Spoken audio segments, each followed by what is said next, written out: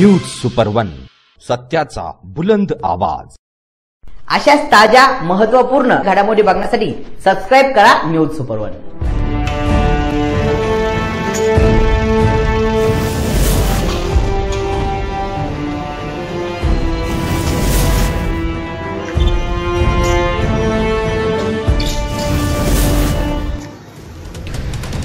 दिनांक 23 सप्टेंबर रोजी नेवासा रोडवर बस स्टँडच्या समोरील परिसरात काही जणांनी रात्रीतून अतिक्रमण करत टाकलेल्या लोखंडी टपऱ्या श्रीरामपूर नगरपालिकेच्या वतीने धडक कारवाई करत काढून टाकून जप्त करण्यात आल्या।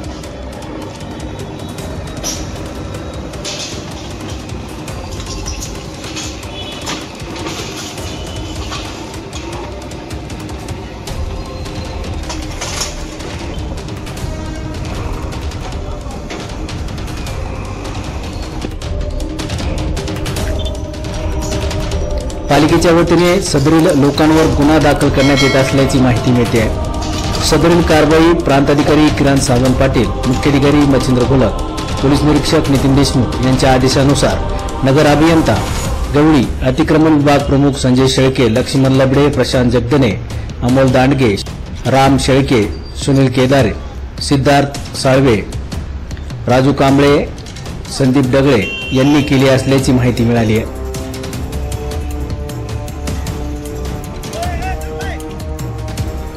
न्यूज सुपर वन साठी दीपक कदम, श्रीरामपूर।